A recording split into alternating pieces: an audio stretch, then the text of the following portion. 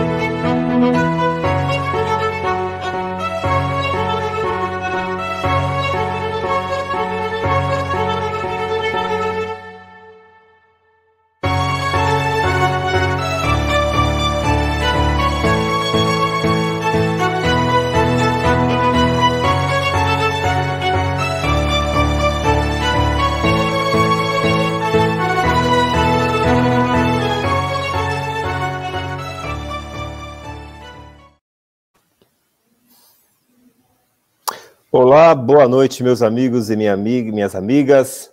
Nesta noite, mais uma vez, estamos com uma live direcionada a falar sobre a saúde mental, porque eu sempre falo que a saúde mental é os pilares de uma sociedade equilibrada.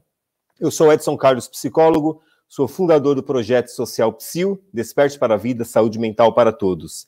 E nessa noite nós vamos falar dois temas, né? Sobre depressão e suicídio. São temas bastante relevantes nesse momento tão importante em relação ao Covid-19, mas também desmistificar, porque nós aprendemos a não falar sobre esses temas. Então, nesta noite, eu gostaria muito de convidar você para que você venha acompanhar esta live e tirar dúvidas, porque o tema pode ser aparentemente pesado, mas não será. Será um tema leve, que nós vamos falar de vida, de desenvolvimento, de prosperidade, de superação, de resiliência. E aí nosso objetivo é trazer informações para que as pessoas compreendam o seu estado em que você está passando. Nessa noite nós estamos com audiência para o Japão, Itália, Estados Unidos e o Brasil.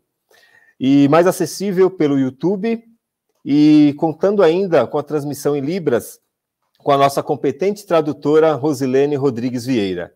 E agora eu tenho a honra de receber nessa noite dois competentes, conhecidos profissionais.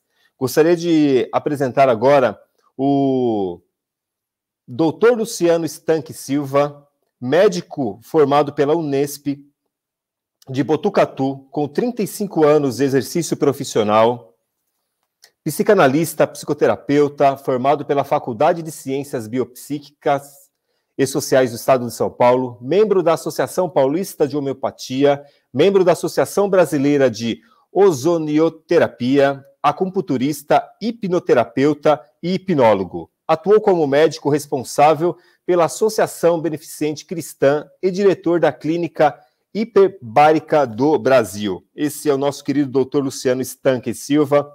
Eu fico muito feliz em ter um profissional gabaritado e com calibre nesta noite aqui com a gente. Obrigado, doutor Luciano, por estar conosco aqui. Seja bem-vindo. Obrigado pelo convite. É um prazer estar aqui com vocês e um tema de tão importância nesse tempo atual. Então, obrigado novamente pelo convite da participação. Eu que sinto a honra de estar aqui nesta noite trazendo o senhor para debatermos, mas para trazermos informações. E o nosso outro convidado, gostaria de, agora com muita honra, apresentar o Major Diógenes Martins Munhoz. Ele é oficial do Corpo de Bombeiros da Polícia Militar aqui do Estado de São Paulo, atuante há 2 décadas na Escola Superior de Bombeiros, é mestre e bacharel em Ciências Policiais, de Segurança e Ordem Pública pela Academia do Barro Branco, é bacharel em Direito e graduado em Engenharia Civil, especialista em resgate e salvamento e coautor dos livros Atendimento Pré-Hospitalar e Psiquiatria, Estudos Fundamentais e autor do livro Abordagem Técnica e Tentativa de Suicídio, e é idealizador do curso de Abordagem Técnica e a Tentativas de Suicídio. Major Diógenes, para mim é uma honra ter o senhor essa noite aqui conosco, para que a gente tenha esse bate-papo junto com o doutor Luciano. Seja bem-vindo, Major Diógenes. Obrigado, Edson, muito obrigado. Boa noite, doutor Luciano. Muito obrigado a Rosilene, né, que é a nossa intérprete por esse momento inclusivo, muito importante, nosso país também. É uma honra falar para vocês, é uma honra falar com vocês, porque a gente vai ter uma chance ímpar aqui dessa noite enaltecer a vida. Muito obrigado. Muito bom, Major Diógenes. Eu gostaria de deixar bem transparente a todos que estão nos assistindo que nós estamos buscando trazer grandes profissionais para que a gente traga verdadeiras informações em relação à saúde mental. Então, tem o Major Diógenes aqui, com a competência dele, o doutor Luciano. Eu estou aqui como mediador, mas estarei pincelando também algumas questões em relação à psicologia, porque é o que a gente sempre fala, né? O equilíbrio psíquico está entre a questão mental e medicamentosa. E muitas das vezes, o que a gente vai falar sobre a depressão, quantas vezes é necessário uma intervenção medicamentosa. Então, ter aqui o doutor Luciano Major Diógenes para falar, para mim é uma honra ter. Eu gostaria de iniciar uma pergunta para o doutor Luciano. Doutor Luciano, a primeira pergunta eu gostaria de passar para o senhor. Quais seriam os principais sinais para identificarmos o que uma pessoa pode estar passando por um transtorno de depressão, doutor Luciano? Então, a primeira coisa importante é que, assim, a depressão não é tristeza. Nós temos que lembrar que as pessoas ficam tristes. Nós temos um quadro chamado tristeza. E, dependendo, tudo é depressão. Se uma amiga fala para outra, eu estou triste, depende, você está com depressão. Então, não é bem isso. Existem casos, existem situações muito específicas, que é aquela tristeza que não passa, é aquele humor deprimido, até a gente fala que está na cara. Você olha para a cara da pessoa, o facies dela já mostra que ela está cabisbaixa, que ela está mal. E a gente vai ver que ela tem muito sentimento de culpa, desesperança. Você pergunta para essa pessoa, o que você tem? Ela fala nada, não sei. Ela se sente vazia. Então, tem uma série de características que vêm se modulando cada vez mais no dia a dia. E uma das coisas agora, nesse momento que estamos vivendo, é que uma das coisas que mais melhora esse tipo de quadro é o contato social. E agora nós estamos proibidos de ter o contato social. Então, a proximidade de pessoas, o carinho, todo mundo sabe o poder do abraço, como ele é fundamental. E essa pessoa começa a reclamar que ela não se concentra, que ela não consegue fazer suas atividades, e isso vem tendo uma persistência. Quando isso vem tendo uma persistência que ultrapassa 2, 3 semanas, já é um sinal de alerta que a gente deve tomar um cuidado maior. Muito bom, doutor Luciano. Então, podemos dizer que é o período que pode classificar um traçado depressivo, porque todos nós passamos por um momento de tristeza, né? Então, assim, ter esse mapeamento pelo período da tristeza em que estamos passando é o que pode trazer esse pré-diagnóstico em relação à depressão? Sim, e a persistência desse quadro. Então, a gente vai ver que todos os dias a coisa começa a ficar ruim, e vai desencadear um problema maior. Então, é muito importante a gente trabalhar já nesse início, porque muitas vezes a pessoa fala, não, deixa, eu sou assim mesmo, eu estou assim mesmo, e já é um sinal de que ela está precisando ter uma intervenção para não piorar. Doutor Luciano, ainda mais nesse momento de pandemia, né, devido ao Covid-19, nós aquartelados em casa, né, e o distanciamento social, muitas vezes o distanciamento até dentro de casa, por circunstâncias que todos nós podemos passar. Então, a depressão, ela precisa ser levada muito a sério, né? Todos os que estão nos assistindo. Um outro ponto, doutor Luciano, eu gostaria até de pautar e replicar a palavra para o senhor, né? Quando o paciente já tem um diagnóstico de uma depressão, tem um procedimento medicamentoso já contínuo, muitas das vezes o que a gente vem percebendo, doutor Luciano, nesse momento, aumento de dosagem pelo grau de ansiedade por estarmos dentro de casa. O que o senhor pode pontuar isso para nós também, doutor? Então, o estresse é o grande desencadeante de tudo. Quer bagunçar o comportamento neurológico do cérebro, é o estresse. O estresse ele funciona como um computador que você abriu muitos programas.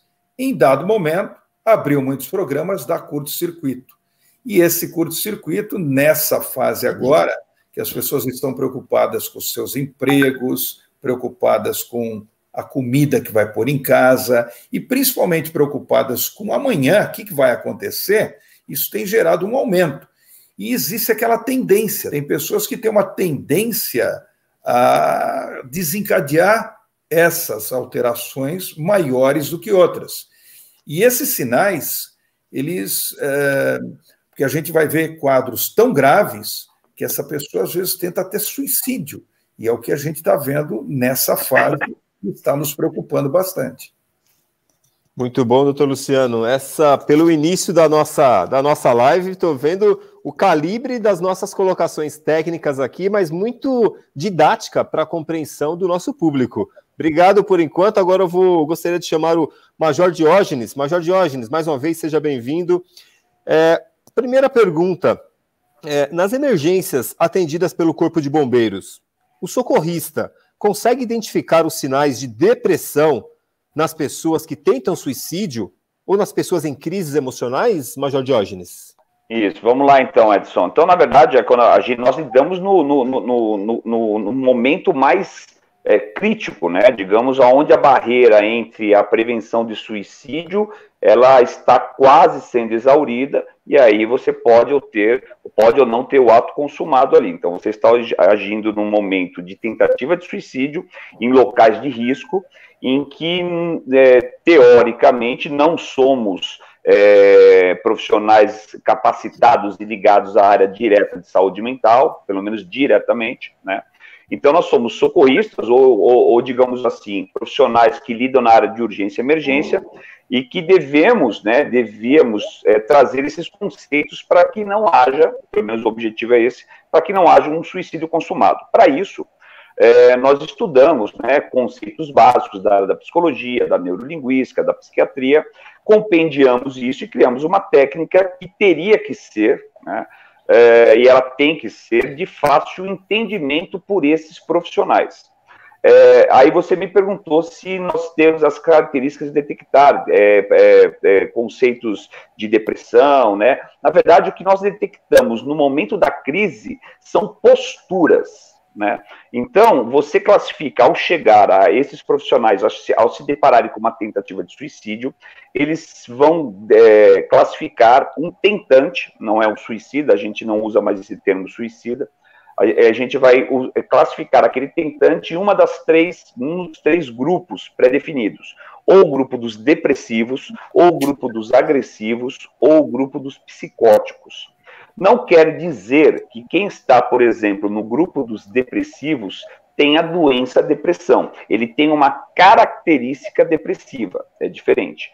E aí, como os outros dois grupos, no grupo dos agressivos, ele vai ter uma característica de xingamento, uma característica de muito choro, e depois o terceiro grupo, que é o grupo dos psicóticos, que é uma característica de uma pessoa que está ouvindo vozes, que está fora da realidade naquele momento. De acordo com esta classificação desses três grupos, que o próprio bombeiro, que o próprio emergencista, que o próprio integrante do SAMU faz ali, por exemplo, no local, tudo vai mudar no atendimento, porque ele não pode falar com uma pessoa que está no grupo dos depressivos da mesma forma e com a mesma postura do que uma pessoa que está no grupo dos agressivos. São características diferentes, são falas diferentes, são posturas diferentes. E aí você tende, né, e esse é o grande objetivo da técnica, é você gerar convencimento da desistência de se matar. Contrário do que era uma década atrás ou algum tempo atrás, quando você ia para uma ocorrência dessa para simplesmente distrair e pegar uma pessoa. nessa técnica você tende a gerar o convencimento dessa pessoa não tentar a morte nas ocorrências. Entendi, Major Jorge. Então podemos dizer que a leitura corporal faz com que o procedimento seja tratado de acordo com essas demandas que o senhor nos pautou? Então a leitura corporal do tentante, que essa é a forma que nós descrevemos com o suicida, né? Como o senhor mesmo nos pontuou agora. Então a leitura corporal é importantíssima para fazer a leitura de acordo com como vai fazer a intervenção? Edson, ela é importantíssima, mas ela não é tudo, né? Não é só um dos, né? Seria dos componentes para esta classificação, né? Então, assim, não só a leitura corporal, mas também o que esta pessoa está falando, é um compêndio de características para que haja esta classificação num desses 3 grupos. E uma vez classificado, aí sim, todo o atendimento é voltado para... E diga-se de passagem, Edson, uma coisa importante a se relatar é o seguinte: uma vez uma pessoa, por exemplo, que está no grupo dos depressivos, ela pode migrar de grupo durante a tentativa de suicídio, né? É muito comum no usuário de droga, por exemplo, que às vezes usa uma droga que causa uma euforia, depois pode vir a fase uma fase de vertigem, de ideias fictícias, fantasiosas, né? Fantasiosas, que ela migra para a fase, para o grupo dos psicóticos, e depois vem a famosa fase da noia, né, que é a fase da depressão, que aí ele se enquadra na fase ou no grupo dos depressivos. Então, aquela pessoa que está atendendo a essa ocorrência, ela vai mudando também de característica, ela vai mudando de fala. Puxa vida, que é muita coisa, mas assim, para que eu te dou um exemplo. Uma pessoa que está no grupo dos agressivos nunca é abordada de frente. Porque na linguagem corporal, fronte quer dizer confronto. Enfrentamento. Então eu não abordo essa pessoa de frente, eu abordo lateralizado. Isso é um das dezenas de exemplos que eu podia te dar agora. Perfeito. Eu fico imaginando que vamos pensar os profissionais, os bombeiros, os policiais, como que tem que estar equilibrado emocionalmente, psicologicamente, para ter esse manejo, né, Major Diógenes? Então, por isso que é importante o cuidado do cuidador, né, que é uma bandeira que nós levantamos muito também, né, Major?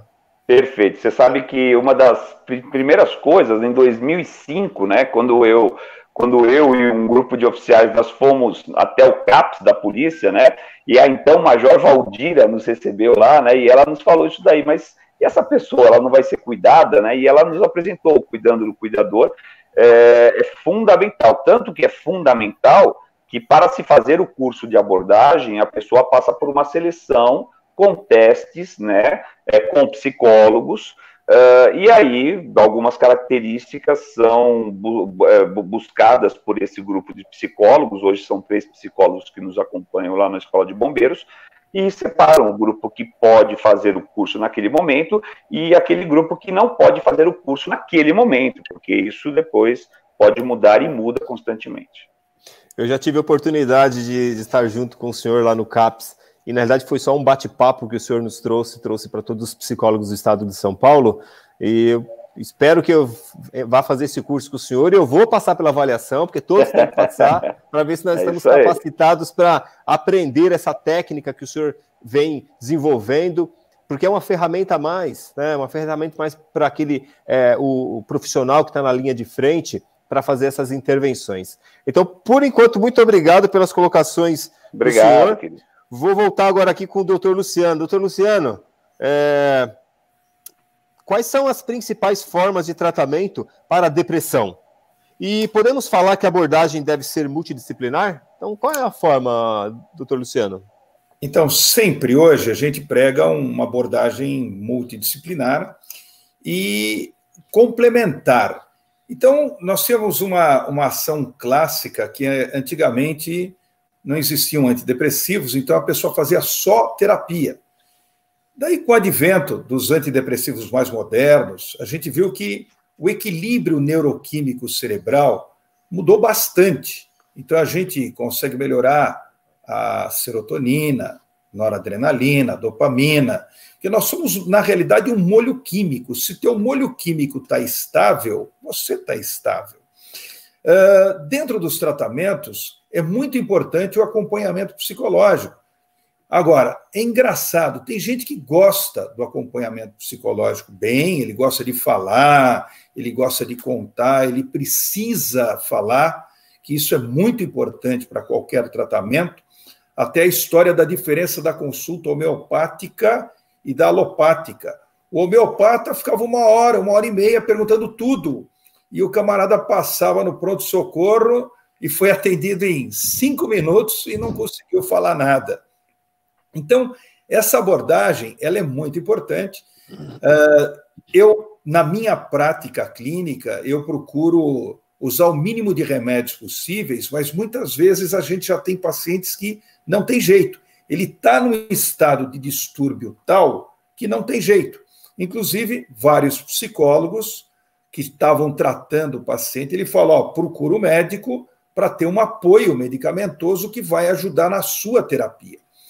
E eu, inclusive, tive experiência, fiz cursos, comprei o aparelho de emissão magnética transcraniana, aqueles pulsos eletromagnéticos cerebrais para casos mais complexos. Então, tem sido desenvolvido terapêuticas que podem ajudar nesse equilíbrio, nesse tratamento.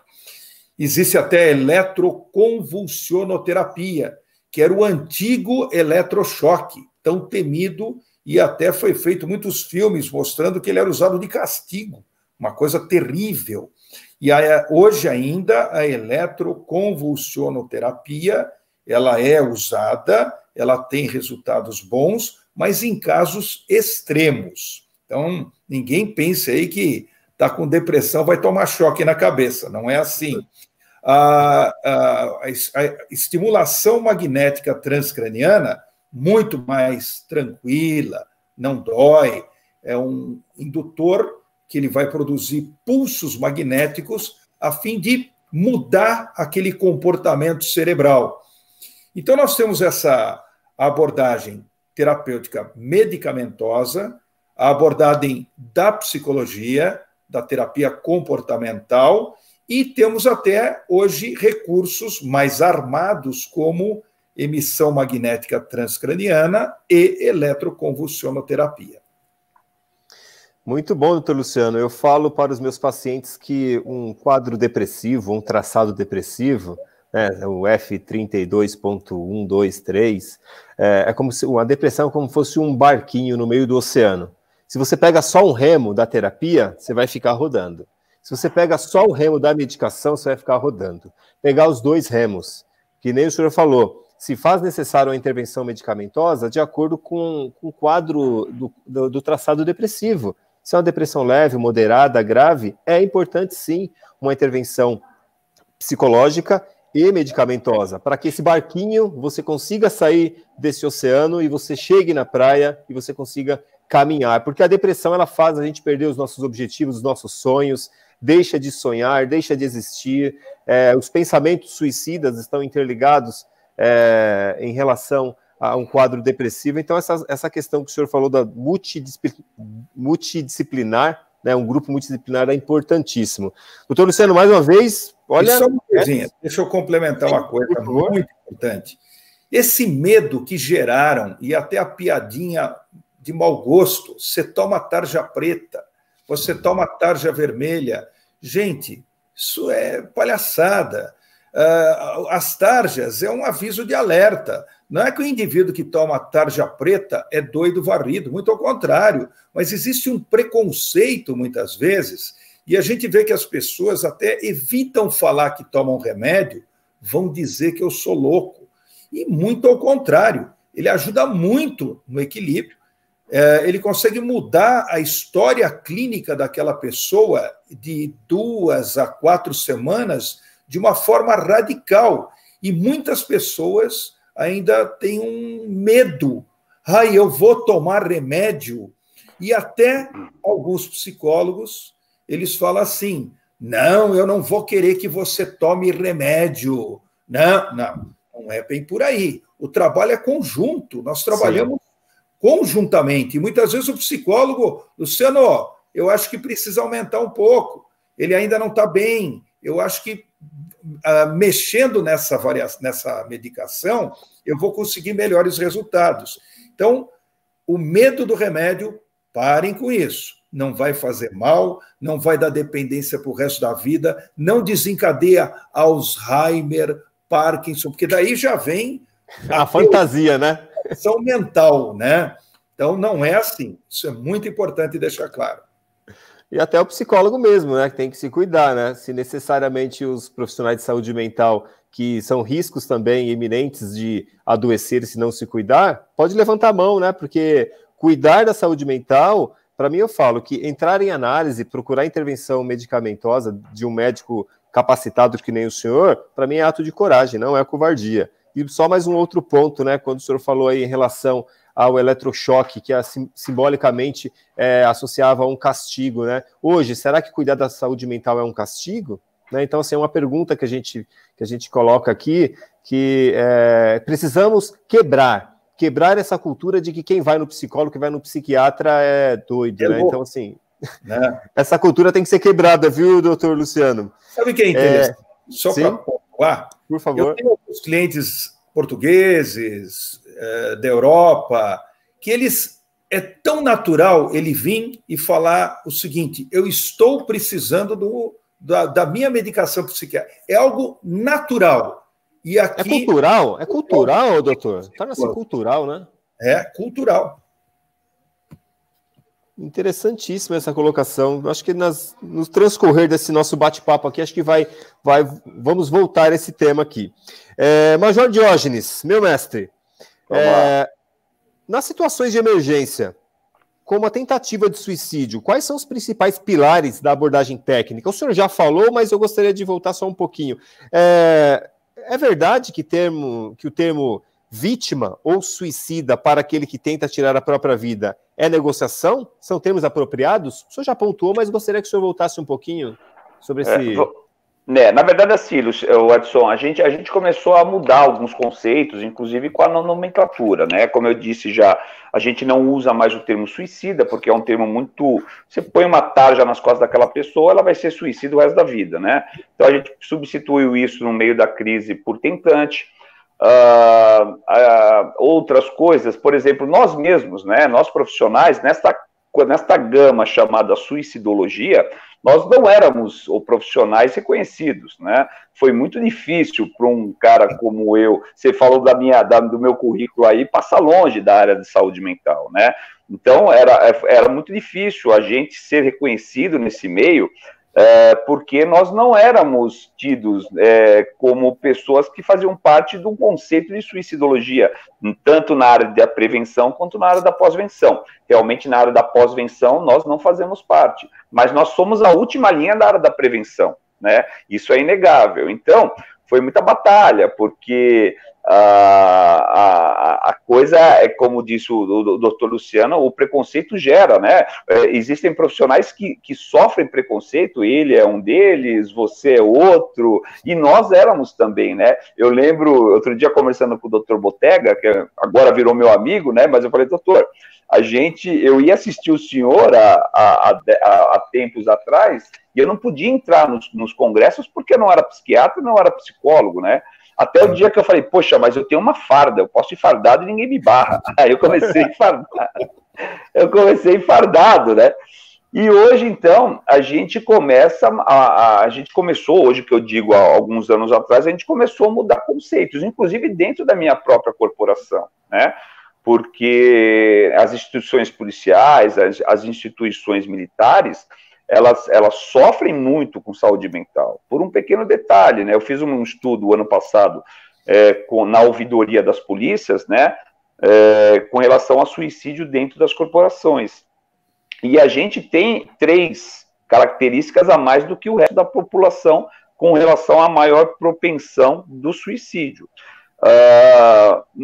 E um desses 3 é o preconceito, né? O preconceito é uma coisa, eu acho que a psiquiatria, a área da terapia, o doutor Luciano disse muito bem, né? Você também repetiu, terapia e psiquiatria devem andar juntos, né? E eu queria até complementar isso daí, porque eu acho que a base de uma boa prevenção do suicídio, ela é constituída da terapia, a psiquiatria, família e assistência social. E na base disso tudo, ele, a pessoa, porque se ele não der valor ao próprio tratamento, não vai adiantar nada, né? Eu abordei 56 pessoas na minha vida, né?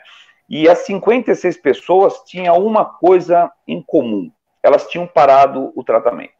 Elas tinham passado por um efeito rebote, né? É aquela coisa do efeito de carga do remédio.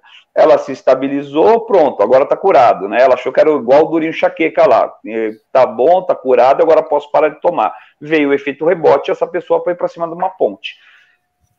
Então, todas elas tinham essa característica de ter parado o tratamento ao pensar que estavam estabilizadas, e a gente sabe que não. Então, essa mudança de conceito, Edson, ela é muito, e mudança principalmente de cultura, ela é veio muito devagar, né? Você trabalhou no CAPS, né? Eu acho que não trabalha mais, trabalhou no CAPS, né? O CAPS é o Centro de Atenção Psicossocial, os NAPs são os núcleos, né? Sim, mas você chegou a trabalhar no CAPS? O CAPS só fez o estágio e depois eu vim para o NAPS M6, onde atende todo o efetivo do ABC dele. Hoje eu tenho, um pouquinho antes da pandemia, eu tenho o privilégio de viajar pelo Brasil palestrando, e eu sei da importância do CAPS da Polícia Militar de São Paulo. O CAPS tem programas que são reconhecidos em outros estados. Reconhecidos e copiados em outros estados, né? A gente vê aí cerca de 120 e poucos psicólogos que fazem parte do CISMEN, salvo engano é mais ou menos isso, em comparação com outras corporações militares também fora, que tem 5, 6, né? Sim. Então, hoje, a preocupação com saúde mental, ela é muito grande, não só na área de urgência e emergência, não só na minha área, mas na área do como todo, né? Da corporação e da sociedade como um todo. Eu só queria complementar um pouquinho. Pode falar, doutor. Do Diógenes. A gente também hoje está falando muito da religiosidade como uma forma de equilíbrio que a pessoa pode ter e não cometer atos suicidas, que até era bíblico. Não se suicidarás, né? Não se matarás. Então, a gente vê que hoje aquele indivíduo que tem uma religiosidade, qualquer que seja ela, pode ser espírita, evangélico, até um bandiço, o que for, ele tem uma trava moral que o ajuda naquele momento extremamente ruim. Então, e sabendo disso, a gente estimula essa abordagem que já é forte nele e é uma forma de resgatá-lo para um bem-estar melhor. Muito bom.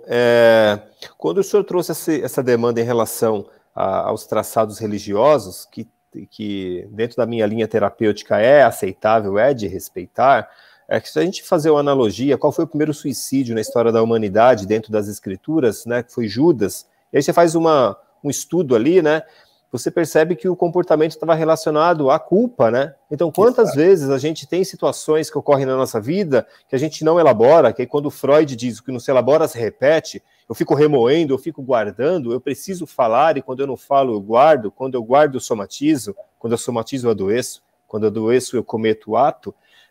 Se alguém aqui que está nos assistindo, se tem culpas a serem trabalhadas, trabalhe, aflore, fale com o seu terapeuta, fale com o seu amigo. Hoje use as redes sociais, respeite, tem empatia. Então é muito importante a gente trazer essa questão de reflexão psicológica, que quando fica guardado, incubado, somatiza, e aí é necessário uma intervenção medicamentosa. Então isso é muito importantíssimo.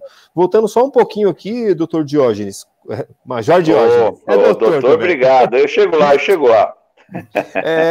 Quando a gente fala sobre a nossa corporação, né, não só a Polícia Militar do Estado de São Paulo, mas do Brasil também, a semana passada nós estávamos aqui com um oficial do Exército, quero mandar um abraço para ele também, lá do Amazonas. O simbolismo do herói também faz com que a gente se torne-se resistente, né, a procurar ajuda. Porque todo herói tem seu ponto fraco, eu sempre falo isso. O super-homem tem a criptonita, o Batman tinha o Robin, mas aí tiraram por questões, não sei porquê. O Homem-Aranha tem a Mary Jane. Então, assim, os nossos heróis, não somente os policiais militares, não somente os bombeiros, mas o pessoal da área da saúde, os médicos, baixar a espada no momento de sofrimento e falar assim, eu preciso de ajuda, porque é ato de coragem. Então, assim, os nossos heróis precisam, às vezes, tirar a capa, o Major Diógenes. E será que não é isso que dificulta em relação à nossa saúde mental na Polícia Militar? É isso aí. Na verdade, eu citei os 3 pontos, né, que nós chegamos a... Foi um trabalho feito eu, a Deise Miranda, lá do Rio de Janeiro, né, e uma psicóloga, inclusive, do CAPS aqui. Nós chegamos a 3 pontos, né, desse trabalho que daria 3 pontos a mais em relação à sociedade como um todo, porque o policial militar tende a pensar mais no suicídio, porque os índices são maiores, na verdade. E o primeiro é o que você citou agora, que é o ethos do guerreiro. Mas, Edson, o ethos do guerreiro é algo de formação de caserna nosso, lá. É alguma coisa que ela tem uma margem muito grande positiva, e até um delimitado ponto, onde ela não se torna nociva, onde ela se torna tóxica, ela é boa. Então, assim, aquela coisa da resiliência, é aquela coisa de você aguentar. Outro dia eu estava brincando no quartel, mas é verdade. Por exemplo, o bullying é uma coisa meio que cultural nossa, né? Outro dia eu estava brincando, me falaram no quartel, por que você não pinta o cabelo? Aí eu parei para pensar, falei, poxa, eu não pinto o cabelo por quê? Eu não pinto o cabelo porque eu não quero aguentar tiração de sarro dentro do quartel. Então, na verdade, não é por causa da minha esposa ou por minha casa, que o bullying é tão grande, né? Então, você vê que é uma coisa cultural. É lógico que a gente tem que delimitar esta margem tóxica. A partir do momento que eu não posso adoecer, eu não posso cair, aí ela se torna tóxica, né? Mas eu acho que o principal fator disso daí não é nem o ethos do guerreiro e nem é o terceiro ponto, que é o meio estar sempre na cintura, né? Que são os 3 pontos que eu acabei citando: ethos do guerreiro, o preconceito e a proximidade do meio que está sempre próximo. Eu acho que o segundo ponto, que é o que a gente deve combater. O preconceito com saúde mental no Brasil, ele já é gigantesco, e vocês sabem disso melhor do que eu, porque são profissionais que labutam nessa área. Mas no meu meio, ele é maior ainda. Porque eu acho que é quando esta linha é ultrapassada, e o ethos do guerreiro se torna tóxico, né? E aí é onde eu não posso cair, como que a pessoa deixa de tomar um remédio pela simples cor da tarja. Meu Deus do céu, que idiotice é essa? Desculpa a palavra, né? Que absurdo é esse? Então, se fosse uma tarja de, sei lá, violeta, poderia tomar? Então, é uma coisa que a gente tem que combater, mas estamos combatendo, né? Nós estamos fazendo uma live de saúde mental, e essa daqui já é a 4ª minha da semana, falando sobre isso. Quando que há 15 anos atrás, quando eu comecei a estudar o primeiro livro que eu li sobre o suicídio de Emily Durkheim, né? A gente poderia vir e falar abertamente sobre tentativa de suicídio, saúde mental, depressão? Nunca, de forma alguma. Então, eu acho que as coisas estão mudando, né? E quem sabe esse vírus, de todas as facetas ruins que ele vai deixar, de todo o espólio ruim que ele vai deixar alguma coisa boa. Uma delas eu acho que é isso. É essa forma da gente falar mais abertamente, porque parece que pela câmera a gente se torna um pouquinho mais seguro para falar. É verdade. Pode falar, doutor. Eu observo, assim, se o chefe já teve algum problema nessa área psíquica, e o subordinado fala, eu vou lá no médico fazer o meu retorno do meu quadro depressivo. O chefe imediatamente entende e fala, não, pode ir, sem problemas. Se o chefe nunca tem nada, ele é aquele machão, ele é aquele indivíduo que, imagina, isso não é coisa de homem, ele critica.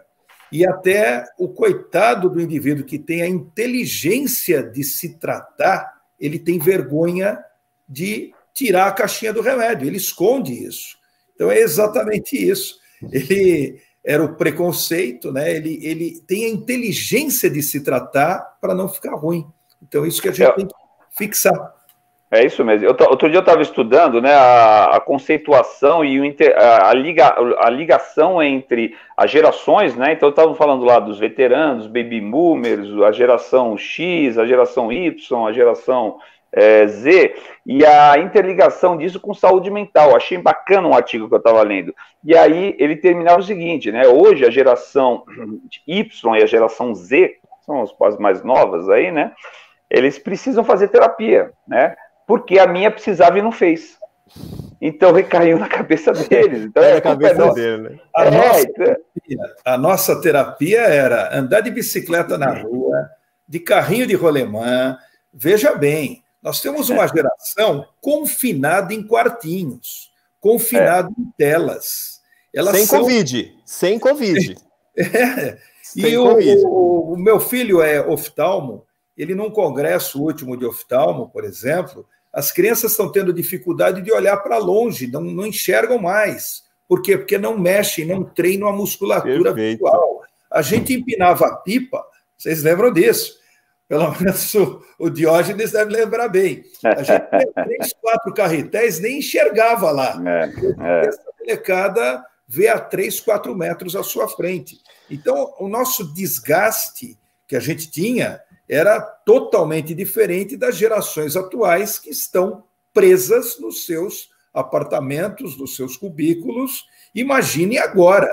Eu tenho várias clientes que o moleque, no começo, gostou de ter o curso via tele, aula via tele. EAD. Ele não consegue nem olhar para a tela, porque ele quer brincar com o amiguinho, ele quer bater papo, ele quer correr. Então, mudamos o mundo.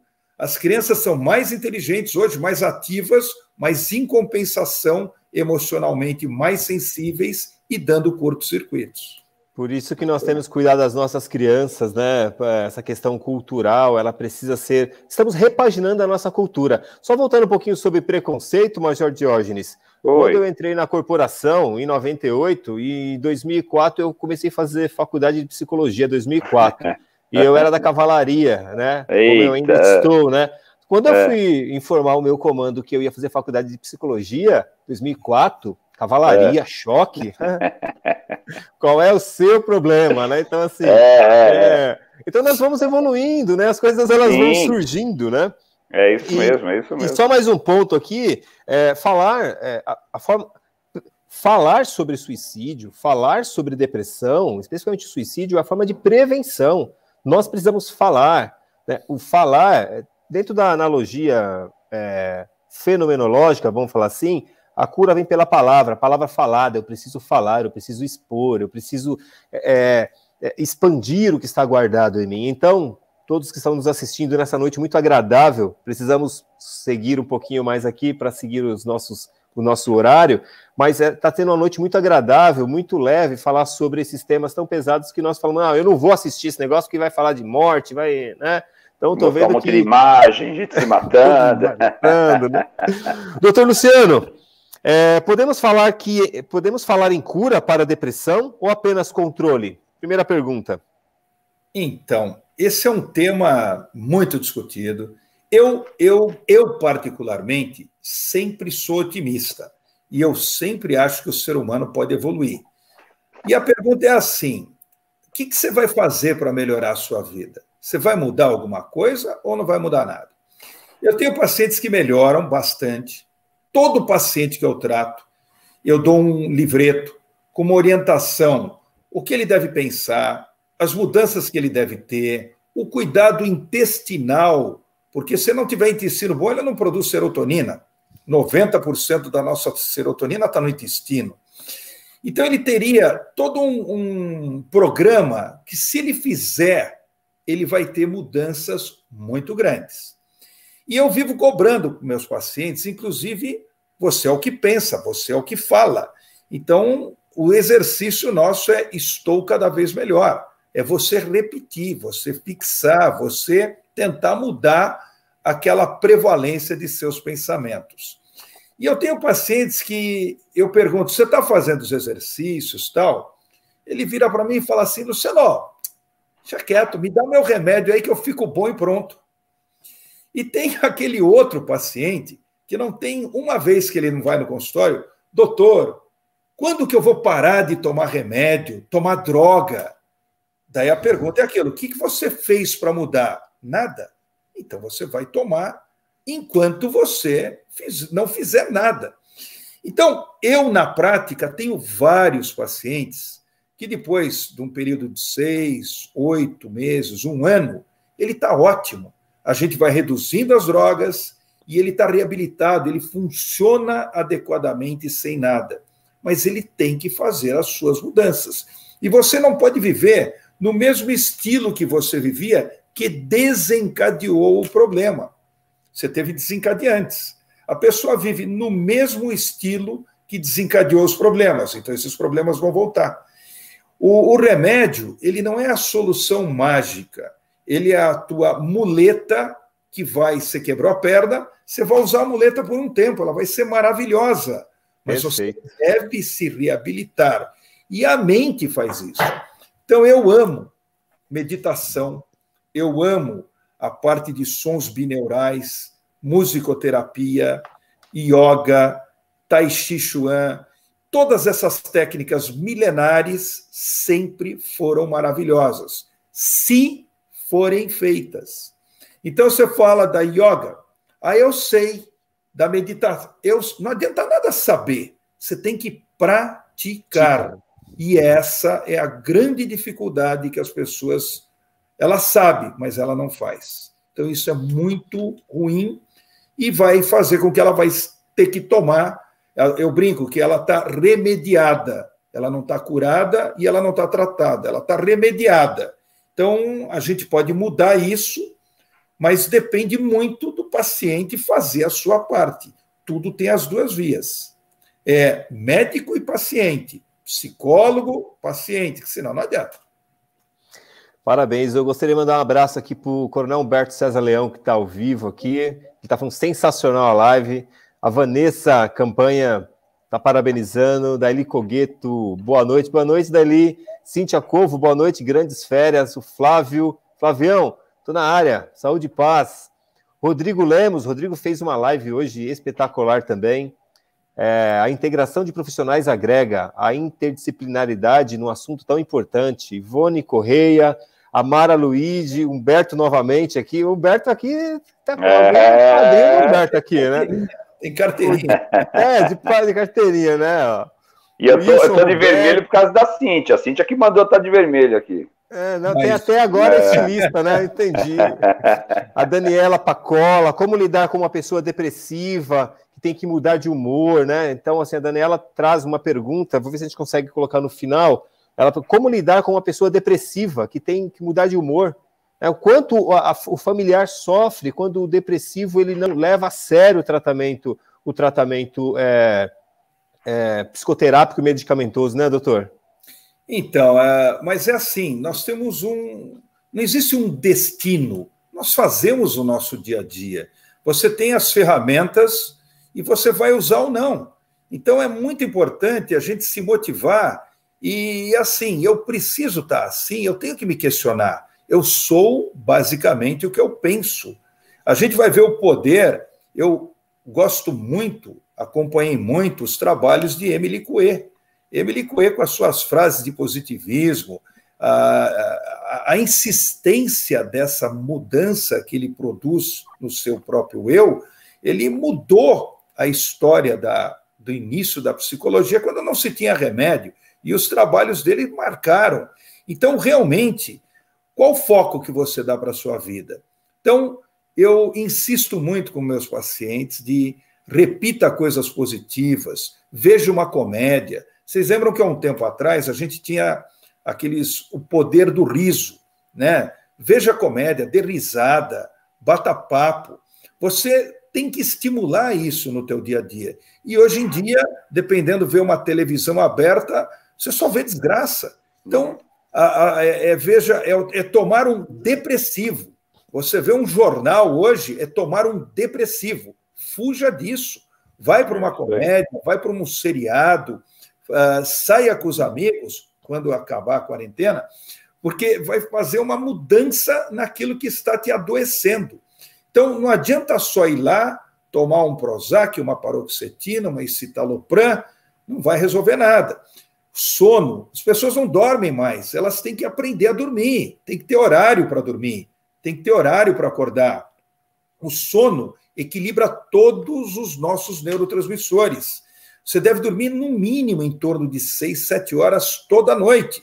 Memória, imunidade, e agora em época de gripe, ele aumenta a imunidade. A melatonina que o nosso cérebro produz aumenta a imunidade. E, por isso, a abordagem de um tratamento é viver melhor, é mudar aquilo que te fez mal. E é a pergunta que você deve fazer para você. Até eu gosto de uma frase muito conhecida, que é assim: nunca discuta com um idiota.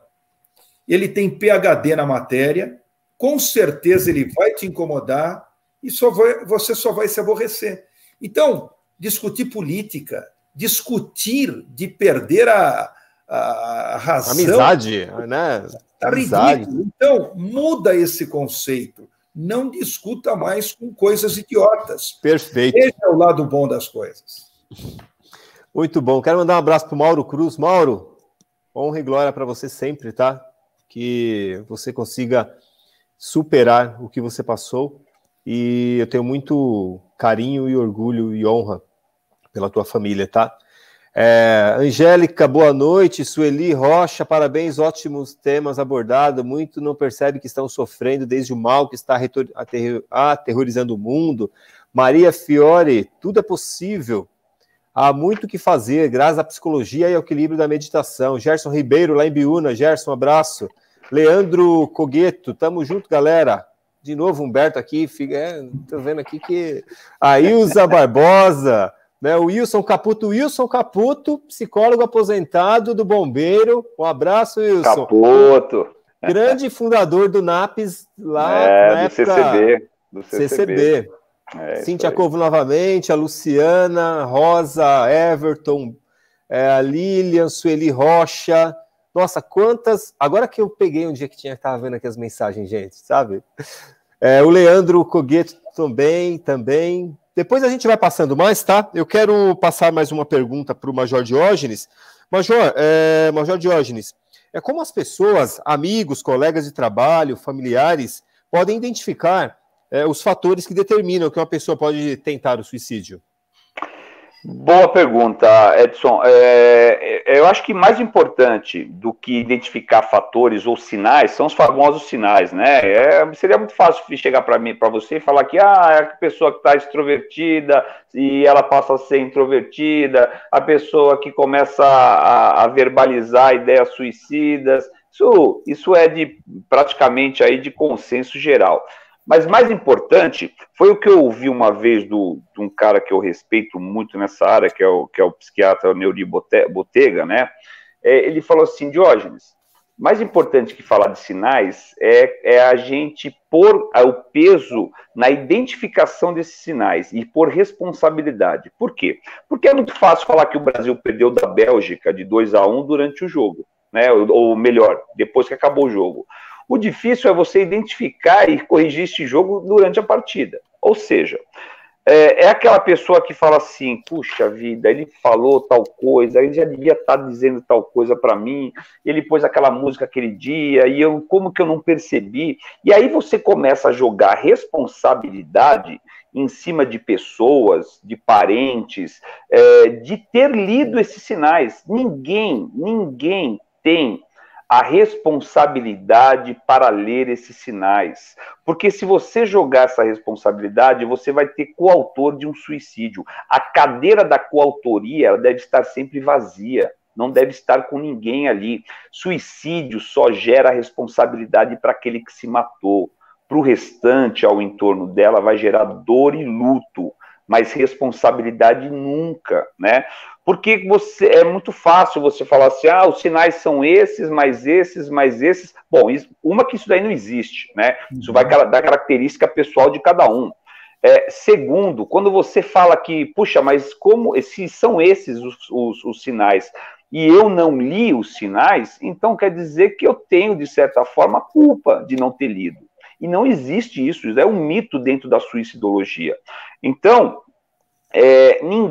absolutamente ninguém tem responsabilidade de ler sinais. É lógico, quando a gente estiver falando de uma rede de proteção, e hoje as grandes corporações buscam redes de proteção quando se fala em saúde mental, é bacana que eu veja que uma pessoa que trabalha ao meu lado não chegou bem hoje, não chegou bem amanhã, não chegou bem durante 2 semanas. Pô, legal, o que está acontecendo? Tá tudo bem? Vamos conversar? Isso é uma rede de proteção. Agora, isso não quer dizer que caso amanhã ele tente contra a própria vida, eu seja, de certa forma, culpado. Lógico que não. Mas, assim, uma rede de proteção, ela é sempre muito bem-vinda, né? Você falou uma coisa do escutar, né? Do falar, desculpa, você falou do falar. Eu lembro de uma frase do CVV que ela é maravilhosa, né? Quando você não fala, a dor não vai embora. Eu quis falar aquela hora, quando você está falando disso, mas eu não quis te cortar. Mas é basicamente isso, a relação entre o escutar e o querer falar. Perfeito. Uma das questões dentro do consultório que eu já vivenciei em relação do enlutado sobre o quadro do suicídio são alguns pilares que são repetidos, né? E é isso que tem que ser trabalhado em análise, né? Raiva, saudade, dó e culpa são sentimentos que precisam ser trabalhados. Né? Que a pessoa ela tem um sentimento da raiva, né? Por que você fez isso? Então ela precisa falar sobre esse sentimento. Saudade, porque tem que aflorar. O que fica incubado vai ser somatizado. Então, raiva, saudade, a dó, né? Como que lidar com toda essa sensação e a culpa, que é isso que o Major Diógenes falou, que o luto não elaborado é aquela culpa que fica incubada, né? E ele não tem culpa. Major Diógenes, nós não há culpa, não há culpabilidade. Então, essa explanação do senhor é espetacular para que nessa noite a gente traga essas informações, né, de que são, que nem o Major Diógenes falou, né, o próprio doutor Luciano pontuou também, ter essas percepções, né, ter essa visão. Se eu estou triste, eu tenho o direito de estar triste em alguns momentos por eu estar passando por alguma coisa, mas se a tristeza ela é acentuada, continuada, se você trabalha com um amigo e você vê o comportamento dele diferente, ele sempre chega dando risada, ou então ele chega também, Major Diógenes, é aquela pessoa que nunca chega dando risada. Ela é o antônimo disso, também isso aí. Também ela pode ter... Agora, assim, esses sinais não quer dizer que você tem uma responsabilidade. Então, isso é importante o senhor ter colocado falar. Tem um tema que eu gostaria de pôr. Eu acompanho muito alguns adolescentes e com pais muito maravilhosos, presentes, que estão tentando participar da vida dessas crianças.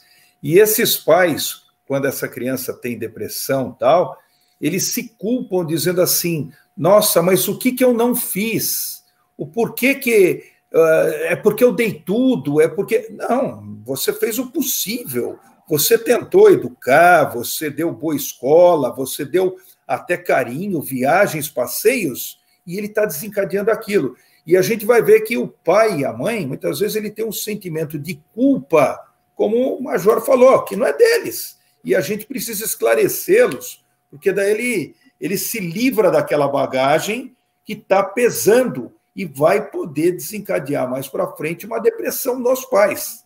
Porque muitas vezes você não trata um na família, você trata a família inteira, porque é a história da maçã, né? Tem uma maçã ruim num cesto, ela estraga todas as outras. Perfeito. Uma informação hoje, né, com a live estendendo para outros países, especificamente no Japão, uma hora dessa no Japão lá é 9h58 da manhã, estão nos assistindo, e chegou uma informação para nós, o quanto lá precisa também trabalhar a saúde mental, sobre a questão do suicídio infantil. Chegou informação para mim de que a geração que nasceu lá, que a terceira geração que está lá, o suicídio infantil, ele é comum. Agora, quando eu vou para o Japão, eu vou gerar minha família lá e o meu filho comete o ato, é diferente. Então, olha que interessante, que fenômeno, né? Falarmos sobre essas circunstâncias do suicídio até de forma cultural. Então, por isso que nessa noite...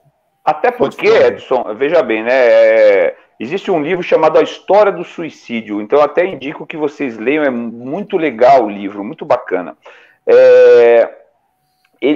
essa história de suicídio, né, a coisa desonrosa, antideus, né, ela vem do pecado, ela vem de Greenwich para cá, né, ou seja, ela vem aqui no Ocidente, na era da assunção da igreja, né, sobre o Estado, ou seja, a época medieval, no qual veio a característica da igreja e falou assim, só quem deu pode tomar, né? E aí vem o pecado, vem a igreja controlando.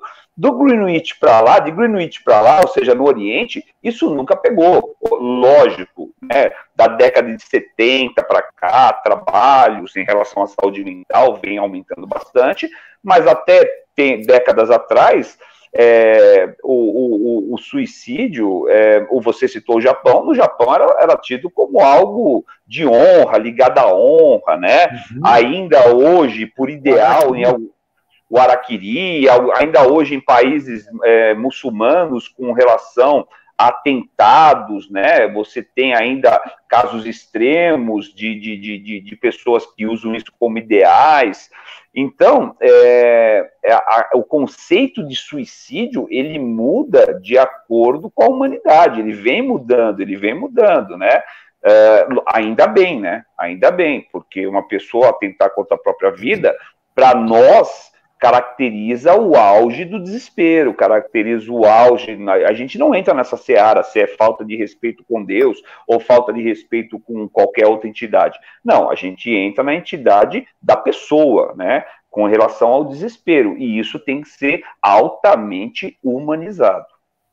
Perfeito. O senhor queria apontar alguma coisa, doutor? Não, perfeito, e é engraçado como é cultural. Você veja, na Yakuza, quando o indivíduo fez alguma coisa ou que não deu certo, ele chega a cortar um dedo, ele dá uma parte dele para o outro para dizer que ele estava arrependido. Olha como muda a cultura. E a gente, assim, é difícil, ele cresce com aquele tipo de conceito. Então, a gente, olhando aquilo, é totalmente diferente. Então, nos choca, e graças a Deus que a gente quer que isso evolua. Era a história das meninas que não podiam ter clitóris para não ter prazer. Então, certas culturas arrancavam o clitóris das meninas porque ela não podia ter prazer. Então, a gente vai ficar chocado com certas aberrações culturais e a gente está tentando ajudar que isso mude. Perfeito. Até o senhor trouxe essa questão da perca do prazer, dentro da questão psicológica, né? O suicídio, ele fazendo um link sobre a repressão. E hoje nós também percebemos muito o quanto os nossos líderes, não só líderes governamentais, mas os líderes religiosos, eles adoecem pelo quadro repressor. Né? Na linha psicanalítica chamamos de totem, porque existem regra, tabu e totem. Então, o totem é uma repressão patológica de que tudo é pecado, tudo não pode. Precisamos repaginar. Acredito que nesse momento pandêmico mundial é repaginar e dar vazão aos nossos sentimentos. Então, o quadro repressor, que seria a barreira de recalque entre o inconsciente e o consciente, faz com que o que está guardado tem que passar de forma socialmente aceita. Então, quando você tem algo não resolvido, não elaborado, ele fica incubado. E aí, esse incubar inconsciente, ele desencadeia, estou falando de uma forma mais analítica, acredito que o doutor está me entendendo, para que a gente traga esse tema também, para lembrar os nossos líderes que precisa respeitar os seus limites. Todos nós temos um limite. Então, todos que estão nos assistindo, respeitem os seus limites. O Gerson Ribeiro falou aqui, ó, temos que parar de sermos egoístas e olhar mais para o próximo, aprender a ouvir mais. É a questão da empatia, né, Diógenes, né, doutor? Né, a questão da empatia ela é muito importante. A Sueli Rocha falou...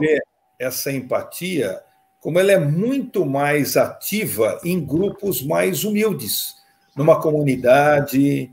Pessoas, por exemplo, você mora num prédio de classe média alta, os vizinhos mal se cumprimentam. Você vê numa comunidade, os vizinhos emprestam dinheiro, cartão de crédito, e a vizinha paga direitinho mensalmente o que ela comprou no cartão de crédito da outra. Então, isso é muito... Há uma comunidade que se respeita de uma forma, até todo mundo já ouviu falar, meu nome é tudo que eu tenho, então eu não mancho o meu nome. Então, isso é motivo de honra dessas pessoas, e a gente não vai ver isso, muitas vezes, em classes mais altas, que não estão ligando para nada, né? Então, eu acho isso muito bonito. Eu trabalhei já uma época com população de rua, e tudo que você dá para se ele tem 2 cobertores, ele não fica com os 2, ele dá um. Se você dá 4 pãezinhos, ele divide imediatamente aquilo, e muitas vezes, num nível dito melhor, o indivíduo guarda para ele e não divide nada. Podemos dizer que, doutor, voltarmos aos pilares primários, que é a humildade, a simplicidade, né? O senhor deu esse exemplo do andarilho aí, né? Ele tem um pãozinho, ele e o cachorro dele, ele divide. Exato. Né? Então, assim, será que não é hora de nós dividirmos, ou melhor, multiplicarmos os nossos pães, né? Simbolicamente, né? Dentro de toda essa pandemia que atingiu todos, né? Atingiram todos. Bem, nós vamos agora para os nossos fechamentos, né? Essa noite está espetacular, não para de vir perguntas aqui, ó. Essencial esse assunto, muito bem explicado pelo doutor Luciano. Doutor Luciano é que passou aqui, mas teve um paciente seu que falou assim, ó, me sinto muito honrado em ter passado pelo doutor, salvou minha vida. Então, assim, existem palavras, existem ações que ecoam pela eternidade, doutor Luciano. Com certeza, não só esse seu paciente, mas outros também. E também, Major Diógenes, o seu papel, né, com certeza, já salvaram muitas vidas. Mas agora, para as nossas considerações finais, eu gostaria de deixar com o doutor Luciano. Doutor Luciano, as suas considerações finais sobre essa nossa noite agradável, para falar de um tema tão pesado, que não ficou nada pesado, ficou muito harmonioso. Fique à vontade, então, doutor Luciano. Todos nós podemos doar alguma coisa da gente. E eu acho que um ditado que ninguém deve esquecer é aquele ditado que fala assim, faça aos outros o que gostaria que lhe fizessem. Então, se a gente pensar nisso, eu mesmo penso nisso, que cada paciente que chega no meu consultório, ele quer falar, ele está sensível, ele está carente, e o que você pode dar é algo que a gente chama do teu eu. Eu dando o meu eu, essa pessoa tem uma mudada. E uma analogia que eu faço sempre, a palavra Deus tem o eu exatamente no meio. Então, nós fazemos um trabalho de dar o eu, que é a mesma coisa que dar algo divino. E essa pessoa, quando ela entra em sintonia, ela se sente melhor, ela se harmoniza, ela quer ser ouvida. Em medicina, você sabe que a melhor coisa do mundo é uma coisa chamada relacionamento médico-paciente. Se o paciente se sentiu ouvido, tratado, e que você se importou com ele, isso já é 50% ou 60% do tratamento. E eu vejo pessoas, às vezes, que vão num pronto-socorro, e ele fala lá, doutor, fui lá no pronto-socorro, fiquei 5 minutos, saí com essa caixinha aqui de Prozac, eu não sei nem para que serve.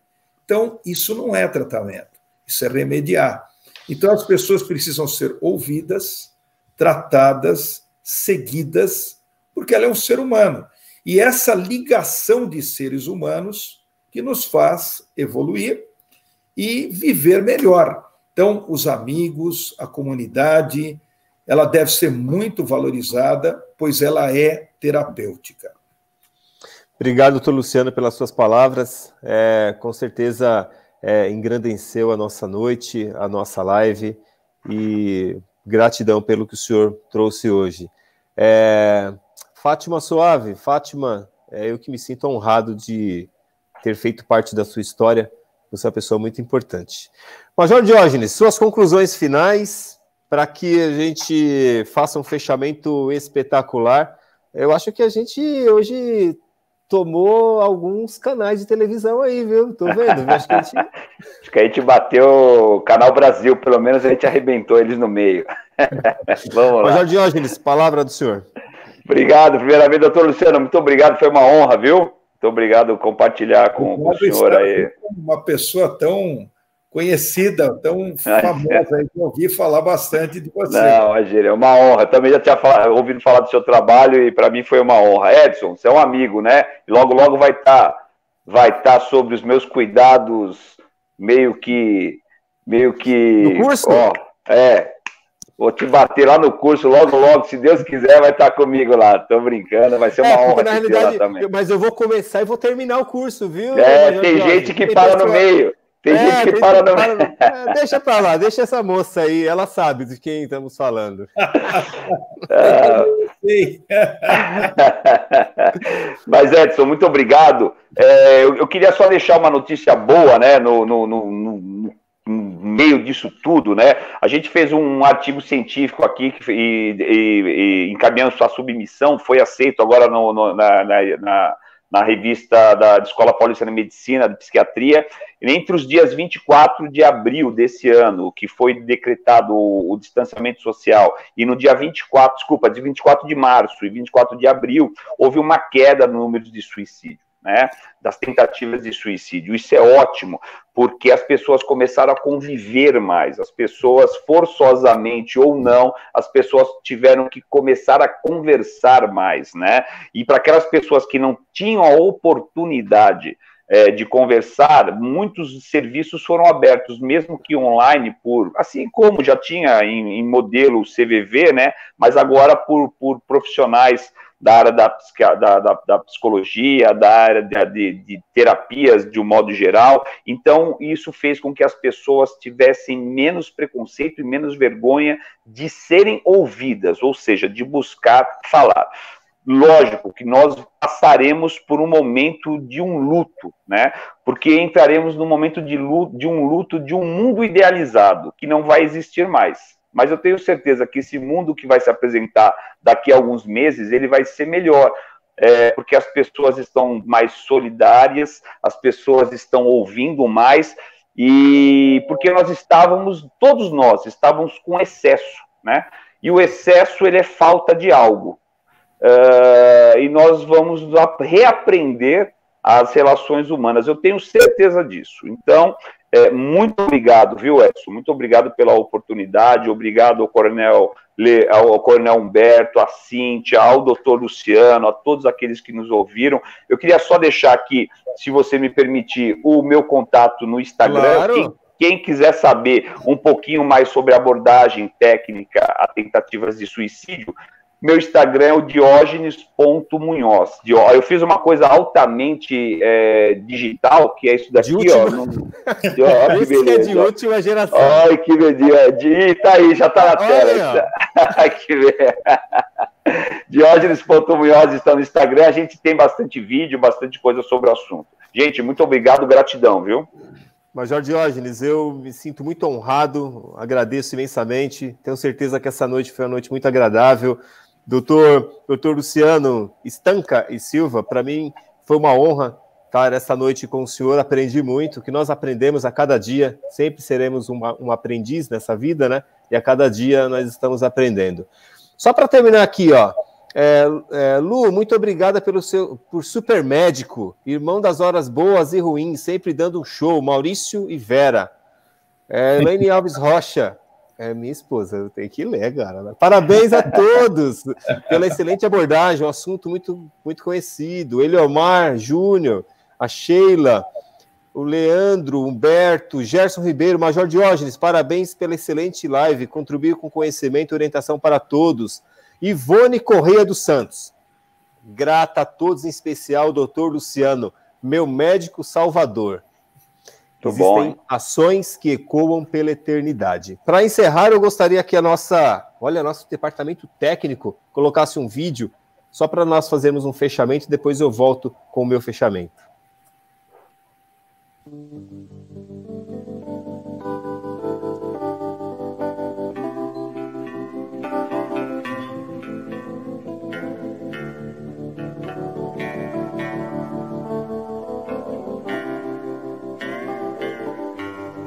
She was just 16 and all alone when I came to be. So So we grew up together, my mama, child, and me. Now things were bad and she was scared, but whenever I would cry, she'd calm my fears and dry my tears with a rock and roll lullaby. And she'd sing, sha-na-na-na-na-na-na, it'll be alright. Sha-na-na-na-na-na-na-na, just hold on tight. Sing it to me, mama.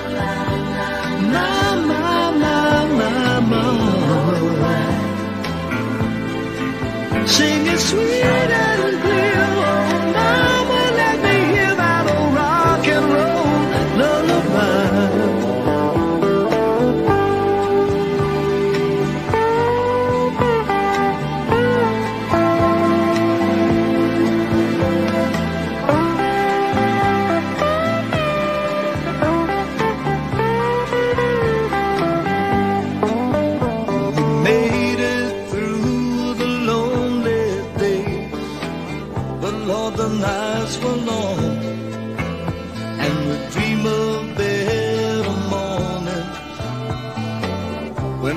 Sang a song.